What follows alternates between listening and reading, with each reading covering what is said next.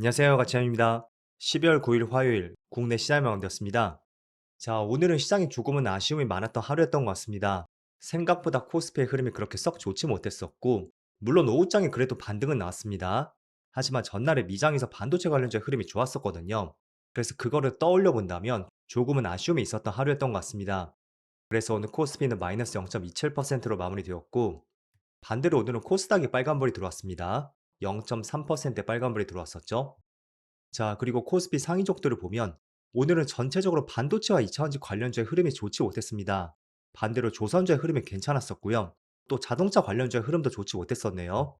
그리고 코스닥은 그래도 보이는 것은 코스피보다는 코스닥 쪽이 훨씬 더 좋았던 것 같고, 에코프로 그룹주 내에서는 오늘은 에코프로 BM의 흐름이 더 좋았던 것 같습니다.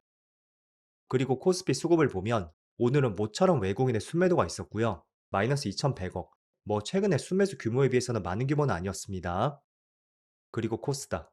반대로 코스닥은 기관과 외국인의 양매도가 있었지만 규모 자체는 그렇게 많지 않았었고요. 그리고 삼성전자. 오늘은 외국인만 나홀로 순매도가 있었습니다. 3,900억의 순매도가 있었고요. 반대로 하이닉스에서는 외국인의 순매수가 들어왔고 기관하고 개인의 순매도가 있었습니다. 하지만 오늘은 전체적으로 큰 규모는 아니었습니다.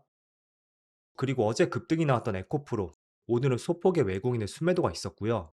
이 정도면 전날에 비해서 굉장히 미미한 수준인 것 같죠? 반대로 에코프로비엠. 오늘은 이쪽에서 외국인의 순매수가 이틀 연속으로 이어졌습니다. 그리고 지난주에 급등이 나왔던 현대차. 오늘은 기관만 나홀로 순매도가 있었습니다. 그럼 이어서 주체별 매매 동향에 대해서 살펴보도록 하겠습니다. 12월 9일 외국인이 가장 많이 매수한 종목은 삼성 에피스홀딩스, 삼성전자 우선주, 하나에어로스페이스, 에코프로비엠, 현대중공업 이렇게 순서대로 매수했고, 그리고 기관은 삼성전자, 삼성중공업, 에코프로비엠, 현대중공업, 현대로템 이렇게 순서대로 매수했습니다. 이어서 해외 증시로 보겠습니다. 어제 미국 증시는 전체적으로 3대 지수가 모두 파란불로 마무리되었습니다. 나스닥은 마이너스 0.1%였고요. S&P 500은 0.3%, 다우지수는 0.4% 빠졌습니다. 물론 이 정도면 크게 빠졌다고는 볼 수는 없겠죠? 그리고 반도체. 자, 반도체는 무려 1%의 반등이 나오면서 종가상으로 역사상 신고가를 경신했습니다. 그래서 어제는 오랜만에 엔비디아 주가 흐름도 좋았었고요. 또 여러 가지 반도체 기업들의 주가 흐름이 좋다 보니까 솔직히 오늘 국내 증시도 좋은 흐름이 이어지겠구나. 개장 직전에는 그런 생각을 갖고 있었습니다. 왜냐하면 국내는 반도체 기업들의 시장을 잡고 있고 또 장 막판에 어제는 하이닉스의 흐름도 좋았었잖아요. 그리고 새벽에 엔비디아 주가 흐름도 좋았었고 또 시간에서도 2%의 빨간불이 들어왔습니다. 그래서 합쳐서 거의 4% 가까운 빨간불이 들어왔던 만큼 오늘은 반도체 관련주의 좋은 흐름을 기대했었습니다. 하지만 오늘은 생각보다 시장 흐름이 그렇게 좋진 않았던 것 같습니다. 일단은 몇 가지 이유가 있을 텐데 그건 조금 뒤에서 말씀드릴게요. 그리고 추가적으로 아시아 증시를 보면 일본은 전날과 비슷하게 움직이고 있고 대만은 0.3% 빠지고 있습니다. 그리고 중국 증시도 전날과 비슷하죠.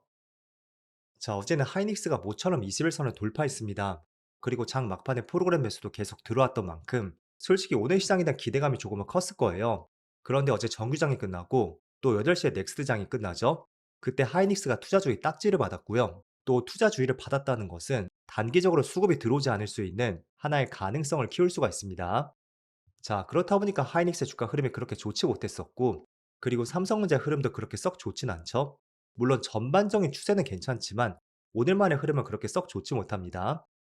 그리고 또 한 가지를 꼽아보면 국내 시장의 가장 큰 시총 비중을 차지하는 것이 반도체 다음에 2차전지 관련주겠죠. 물론 어제는 에코프로를 중심으로 2차전지 관련주의 주가 흐름이 굉장히 좋았습니다. 그런데 어제는 유독 미국 증시에서도 테슬라의 주가 흐름이 좋지 못했습니다. 모건 스탠리에서 투자 의견을 하향 조정했고 그 때문에 전반적으로 어제 미국 증시가 약보합으로 마무리되었다고 해도 테슬라는 3.4% 급락이 나왔습니다. 그렇다 보니 반도체 다음으로 시총이 높은 2차전지 관련주도 오늘 전반적으로 시작과 동시에 흐름이 그렇게 좋지 못했었고요. 어쨌든 이런 두 가지 요인들이 있었기 때문에 오늘 특히 오전장의 흐름이 그렇게 썩 좋지 못했던 것 같습니다. 자, 그래서 오늘은 조금 아쉬움이 남았던 하루였고요. 그리고 또 한 가지 우리가 꼽아볼 수 있는 것은 자, 내일부터 미국의 FMC가 시작이 됩니다. 그래서 금리 결정은 목요일 새벽쯤에 그때 0.25%를 내릴지 말지 그 결정이 날 것이고요. 또 목요일 아침에는 AI 기업인 오라클의 실적 발표도 있습니다. 그리고 그 다음 날에는 브로드컴의 실적 발표도 있죠. 때문에 이제는 미국의 FMC의 사정권에 들어오지 않았나. 저는 개인적으로 그런 생각도 드는 것 같고요. 특히 오늘부터 내일까지는 저는 개인적으로 조금은 보수적으로 매매를 할 것이고요. FMC에 대한 불확실성이 끝나고 나서 그때 다시 매수할 종목이 있다면 매수할 계획을 갖고 있습니다. 그리고 다음 주에 BOJ 회의도 굉장히 중요합니다. 반대로 일본은 지금 금리 인상을 기대를 하고 있죠. 그런데 아시겠지만 작년 8월쯤이었나요? 24년 8월이에요. 이때 일본에서 몇 년 만에 금리 인상을 했었고, 그게 글로벌 시장의 발작을 일으켰던 중요한 이슈가 되었습니다. 그래서 코스피가 10% 급락이 나왔었죠. 때문에 한 차례 이런 경험이 있었기 때문에 이런 급락은 나오진 않겠지만, 어쨌든 하나의 사례가 있었다는 것은 우리가 그냥 가볍게 넘어갈 수 있는 문제는 아닌 것 같습니다. 그래서 오늘부터 다음 주까지 중요한 4가지 이슈가 있고요. 여기서 가장 중요한 것은 FMCA, 그리고 일본의 BOJ 회의를 중요하게 지켜보자. 이런 말씀을 드리겠습니다. 자, 그리고 참고로 한 가지 말씀드리면 어제 오후장에 프로그램 매수가 계속 들어오면서 하이닉스가 6% 상승으로 마감이 되었잖아요. 그때 당시에는 뭐 별다른 특별한 이슈가 나오지 않았었는데 지금 이렇게 급등이 나왔던 유력한 내용 중에 하나로서 ADR 발행설이 제기가 되었습니다. 자, ADR이라는 것은 한마디로 미국의 주식 예탁 증서입니다. 그래서 실제로 ADR을 발행하게 되면 하이닉스를 미국 시장에서 매매를 할 수가 있다는 것이에요. 그 예시로서 TSMC 아시죠? 대만 기업인데 지금 미국 증시에 상장이 되어 있고 그리고 뒤에 ADR이 붙어 있습니다. 그래서 쉽게 표현하면 이런 겁니다. 한국에 하이닉스라는 회사가 있죠. 그런데 미국에 있는 사람들은 한국 시장에 들어와서 매수하기가 어렵습니다.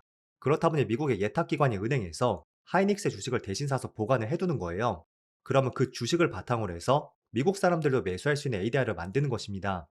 그래서 한 가지 이런 이슈가 제기가 되었고요. 아직 이건 확실한 것은 아닙니다. 하이닉스에서도 어떤 확실한 발표가 있었던 것은 아니었고요. 지금 뉴스를 통해서 제기가 되는 것이에요. 그래서 이런 뉴스가 있었고 실제로 TSMC도 이런 절차 때문에 미국에서 매수가 가능하다. 이렇게 정리해서 말씀드리겠습니다. 자, 그리고 오늘은 반도체에 한 가지 또 긍정적인 뉴스가 있었습니다. 트럼프가 중국 정부의 엔비디아 칩을 수출을 허용하겠다는 발표가 있었고, 국내 기업들에게는 굉장히 긍정적인 뉴스라고 볼 수가 있어요. 하지만 허용할 것이라고 발표가 나왔던 것이 제 기억에 일주일 더 전인가요? 그쯤부터 계속 나왔었고, 그런 부분 때문인지 오늘 시장에 그렇게 크게 반응을 하지 않는 것 같습니다. 자, 다만 제가 늘 말씀을 드리지만 저는 내년 상반기까지는 전제가 반도체는 좋을 것으로 전망을 하고 있습니다. 물론 그 안에서 어떤 변수에 의해서 이렇게 주가가 출렁이는 구간은 나올 것이라고 생각이 돼요. 그럼 이런 구간에서는 내가 신규 진입했다면 비중을 줄인다든지 또는 조금은 짧게 짧게 대응할 수 있는 그런 전략들을 세우는 것이 맞겠죠? 반대로 뭐 저점에서 매수했다면 그냥 기다리는 것이 정답이지 않을까? 이런 관점으로 시장을 바라보고 있습니다. 그리고 만약에 시장이 21선을 돌파한다면 저는 그때부터는 굉장히 긍정적인 관점으로 보고 있거든요. 그래서 최근에 먼저 삼성전자가 돌파를 했었고 그리고 최근에 흐름이 좋지 못했었던 하이닉스는 어제 21선을 돌파했습니다.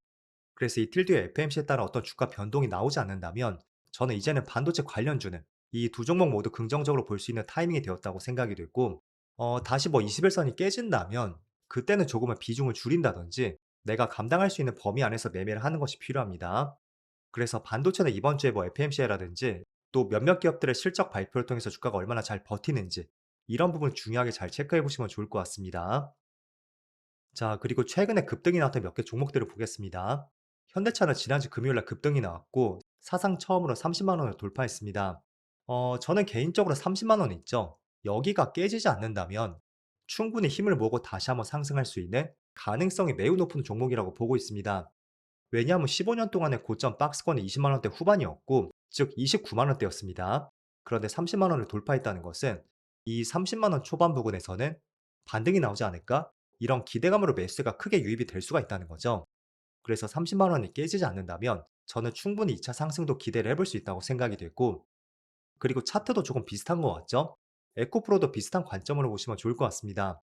그동안의 10만 원 가격대, 라운드 피겨 가격으로 약간은 저항이 되었다면 그 가격대를 강력하게 돌파하는 흐름이 나왔습니다. 그래서 뭐 10만 원 초반까지는 떨어지지 않겠지만 최소한 5일선 내지는 10일선 정도 그 이평선을 지켜주는 흐름이 이어진다면 머지않아 코스닥 대장주라는 프리미엄도 있고 또 코스닥 활성화 정책에 대한 기대감도 있는 만큼 충분히 2차 상승도 기대를 해볼 수 있는 그런 흐름이 이어질 것 같습니다. 자, 그래서 오늘은 전반적으로 시장에 조금은 아쉬움이 남았던 하루였습니다. 그래도 뭐 최근 들어 시장 흐름이 굉장히 양호한 만큼 내일 모레 뭐 FMC라든지 또 몇몇 기업들의 실적 발표를 통해서 다시 한번 시장의 2차 상승이 나오길 한번 기대해 보겠습니다. 그럼 오늘도 늦은 시간까지 정말로 고생 많으셨고요. 저는 내일 영상에서 다시 찾아뵙도록 하겠습니다. 모두 즐거운 저녁 되세요. 감사합니다.